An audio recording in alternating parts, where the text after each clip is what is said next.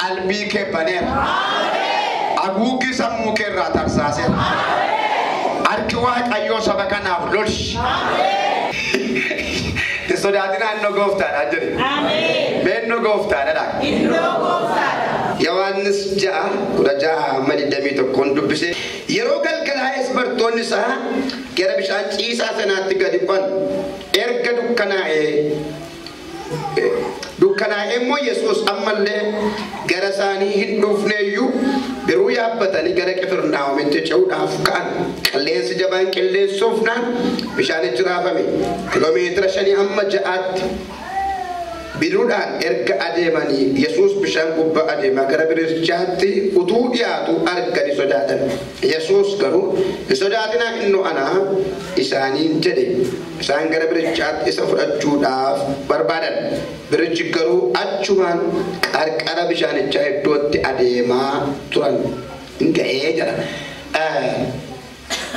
Asirratti gooftaa Yesuustu wangeelaa Maatiyos boqonnaa 14:21 kaasanii yoo dubbiftan kutaama kana ibsaa 22 irratti akkeedha. Wangeelaa Maatiyos 14:22 kaaftanii gaafa dubbiftan lakkoofsa 20 irratti gara Qifirnaahomitti akka ce'aniif Yesuus bartoota hin giddisiiseedha. Giddisiifamanii dirqisiifamanii akka isaan deeman sagalee Waaqayyoo dubbata. Yohaannis gaafa kutaa kana barreessu abbaan macaafa kanaa yookaan wangeela kanaa wangeelas mul'atas ergaas kan barreessu Yohaannis akka ta'e sagalee Waaqayyoo dubbata. Yohaannis kun bartoota gooftaa keessaa waa'ee Yesuus Kiristoos eenyu caalaayyuu ibsee nama kaa'udha. Yohaannis fa'aa warri jedhaman kun Yesuus Kiristoosin seenaasaa beeku miti. Piraaktikaalii irraa barachaa wajjin oolaa qaamaan miila isaa jala ta'anii irraa barachaa gaaffii gaafatanii deebii argachaa warra wajjiniin turanidha. Warra inni kallattiidhaan dhaqee iddoo qurxummii qabanii yookaan iddoo dalaga isaan dalagatanii jiraatanii Yesuus waamee warra inni bartootaa godhate keessaa Yohaannis tokkodha. Nu warra amma seenaa Yesuus dhaga'ee sagalee Waaqayyoo dubbifatee ibsa Hafuura Qulqulluun immoo hubannaa argate Yesuusin dubbatu caalaa warra qaama piraaktikaalii Yesuus irraa barachaa turan keessaa Yohaannis tokko.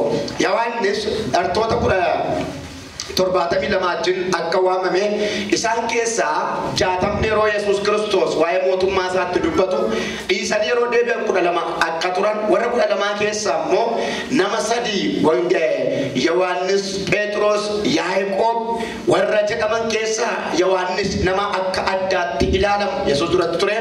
Warra nama 3 keessaa immoo addatti olaantummaadhaan Yesuus kan jaallatu ture. Kanaaf maqaan Yohaannis maqaan ittiin beekamu keessaa tokko bartuusa Yesuus jaallatu jedhamee caafamee jira. Bartuusa Yesuus jaallatu jechuun Yohaannis kana akka ta'etu ibsa.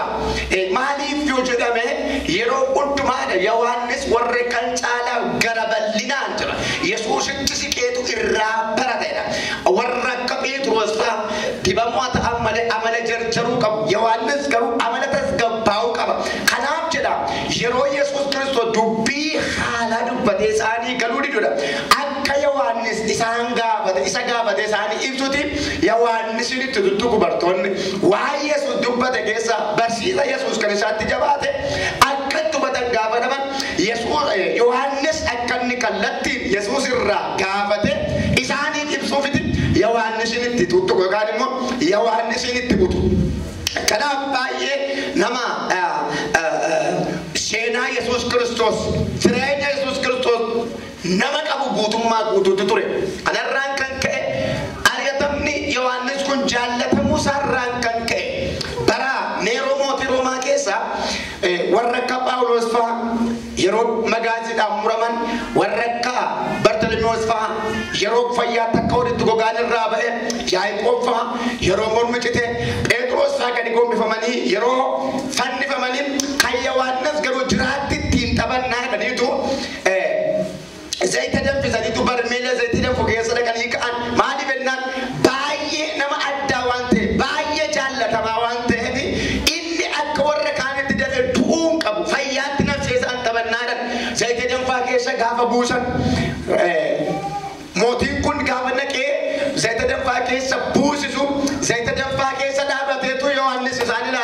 Zaytiin danfaa Yohaannis nagaadha. Inni kubsatu waan ta'u abidda keessa garuu fayyaadha. Warra abidda uffatan abidda sodaatan.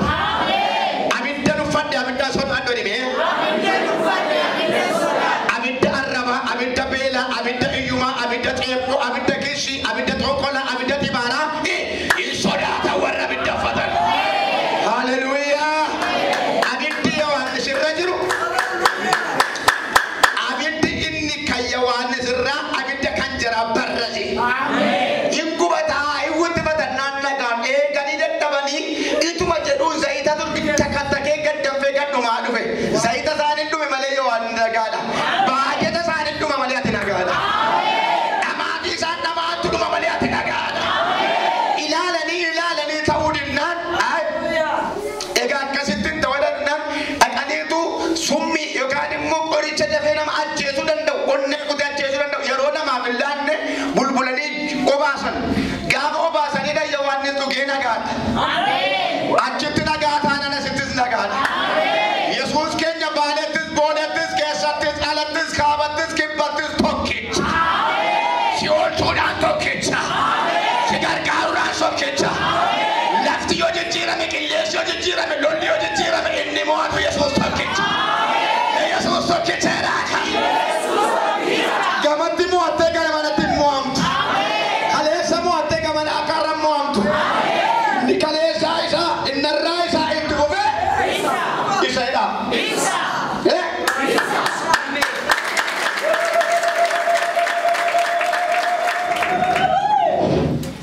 Sana booddee qoricha dhugeessi summii dhugee duudhi galuu fidnaani dhaqaniitu jirma.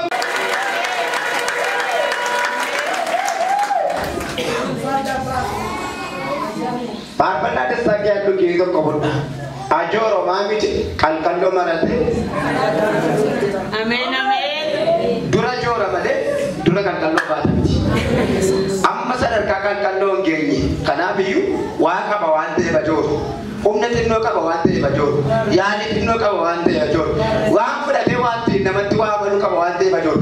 Gaafa bitatu garuu harkaa gaafa dhumtu garuu ansaa gaafa dhufu garuu qoonqoo masaa biyyuu qalqalloo marate.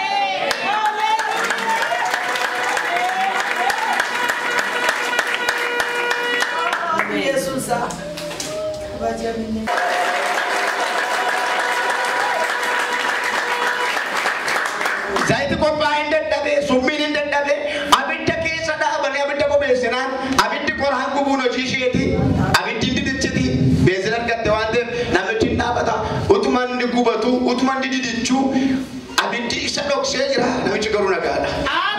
Rakkinni si dhoksuyyuu ati nagaadha. Lolli si dhoksuyyuu ati nagaadha. Inni sitti marsee boba'e hin naama hin baata. Mana kee marsee, hojii kee marsee, gaa'ela kee marsee, dibata kee marsee, kaakuu kee marsee, kaayyoo kee marsee, abiddi seeqanni biyyi lafaa qabsiifte hin naama hin baata. Mina maali?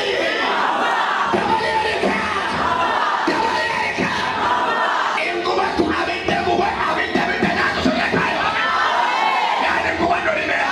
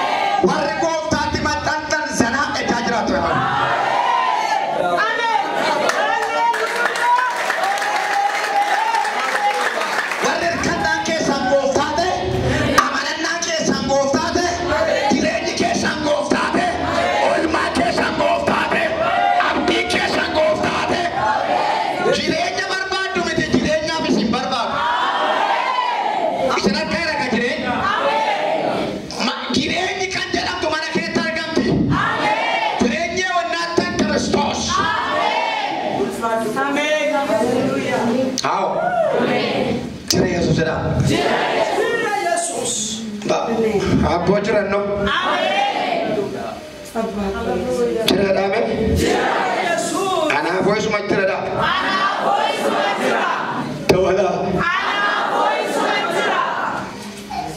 Amma zayita keessa buusummaan rakkisuufi inni gooftaan. Sii tokko waa'ee kee jallootaan ni eegalata ani waaqayyo. Ofumaa of ciccirti malee. Ofumaa of babbaqasiti malee. Ofumaa guggubatti malee. Ofumaa lafa gangalatti malee. Ofumaa boolla meeqalitti baati malee. Ati sana fataatti jira.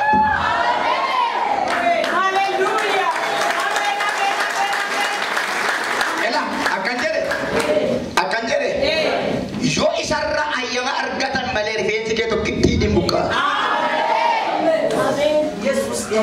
Inni immoo yoo milkaa'insa kee malee salphina kee eenyu fayyamanda. Ameen jetta. Jira jedhaa leencichi jira jedhaa. Qoraanni dhume zayitiin dhume fumbiin bishaan qoriin ittiin bitame kisaaraa ta'e.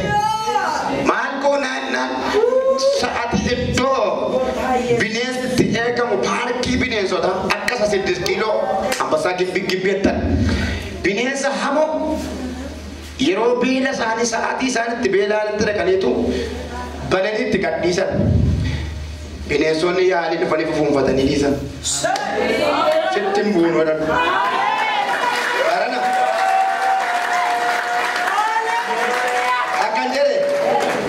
Kainis mortunis barana makasir hote sitom buat.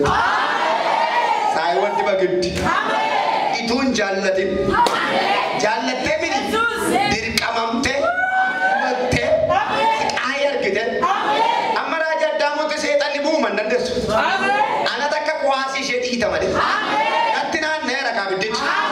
Natti buunaan on badde. Hallelujah. Warri dhufanii jira sadagaa. Warri dhufini sadagaa. Warri booda warri booda sadagaa. Warri tasayyuu wasin dhufne maa dagaa. Hafuura waan ta'eef. Hafuura inni dhagahuun dhagaa.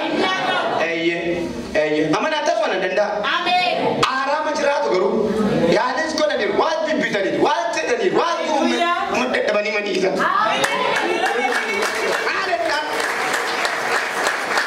Yeroo isheetti wal faccisuun qabu yeroo ittiin gooftaatti naasofne.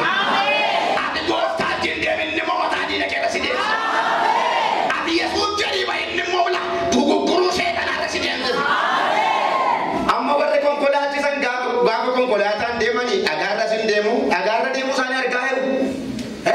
Gommaa maddaa keerra darba malee taati dhagaamaadha. Makiinaa isaanii marii qabatanii fireemii jedhan inni barbaadi. Lanqaxaamu maaloo ishee qoraattii ishee cirracha ishee awwaara ishee dhagaa ishee. Ati mi'a markaba yesuus keessa galii deemanii mudaa kaasii jiraachisa. Meeshaa si jiraachisa. Shawwii ataatu mootuu ataatu rakkina ataatu hiyyuma ataatu. Sebukkan kita mesti biru ada muka kata. Kalau ada betul mawar ayo. Karena makana irrat jadi rasa jasa. Boleh si bosisa. Inji bagasi inji bosisa. Menanjar bayar. Dumes kata kau tu nak anjira dumes itu robu berpada malah nak bokau finansial bisa. Namo tabai ye bebinta. Namo ni saja kalau kuda kusatanya sih kalau.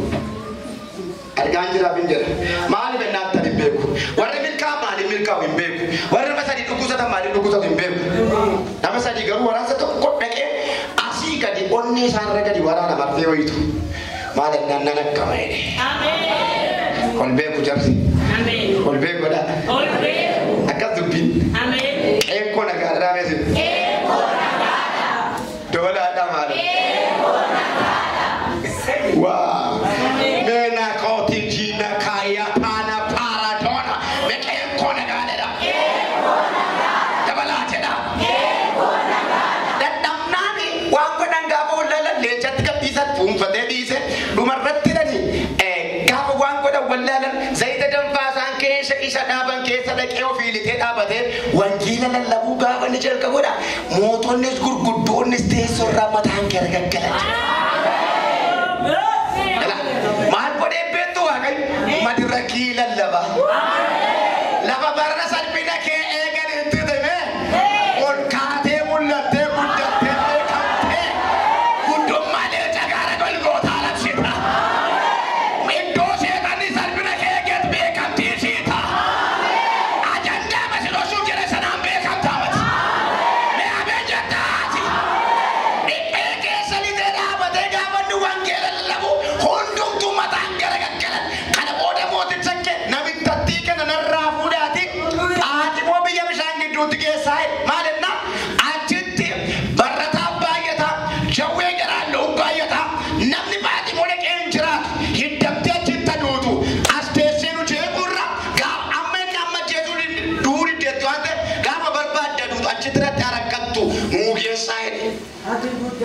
Eessatti lafa keessatti abiddataa ta'u.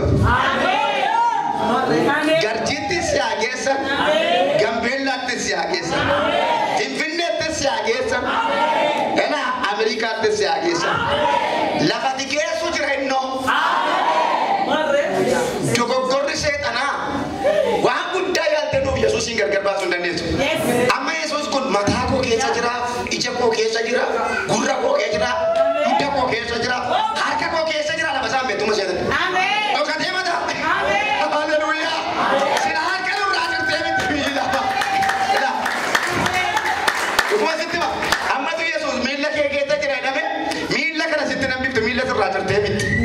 Ammatu ijammoo jedhamee ija sitti jaamsiti. Amma lafa isaatu hin beekamu. Yoo harka kutanes Yesuus jira. Yoo miilli cites Yesuus jira. Yoo gurri duudes Yesuus jira. Yoo jajjirre Yesuus jira. Yesuus jira jedhama. Wayne maqaama kanan jaalladhe abboon. Yesuus jira erika. Ana ishee jettu awwaaraan raabsisa. Dhibii xannoota awwaarrada. Leencaa minna abboo. Yesuus jira. Ati fayyina taanaa ittiin dhaadhatta mana seetanni maqaa isaan nooftu. Eenyu si qabe gennaadhaan isa gubbaseetti dhagate. Seetan darba seeyyuutu maal? Isa qaba. Warri kaan isa gaaraatti, warri kaan isa gubbaatti, warri kaan immoo namti jijjeetti. Abbaa barbaaddeettu inni nuuf Yesuus. Inni naaf Yesuus jedha. Akka hin deebinee gaafa isaan namichichachi geessu eessatti duutu yeroo tokko milkaa'insa fakkeessanii gaarummaa fakkeessanii garatti miidhamtoota si gaffamu. Waaqayyoon machitti piroojeektii guddaa si hojjetu. Dhuguma jira moo jiru? Na hojii Yesuus jira dha. Dabalaa jedha. Baatimootti geessan maal haa ta'uuf? Hin guddisan miti?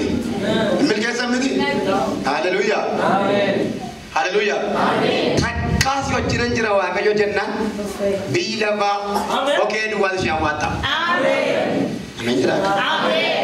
Gaafa barbaade yoo barbaade sagantaa isaas si ajjeesa. Qulqulliin biyya lafaa sin ajjeeftu. Injiru dhaame. Injiru dhaame. Silaa baadiyyaatti tamna.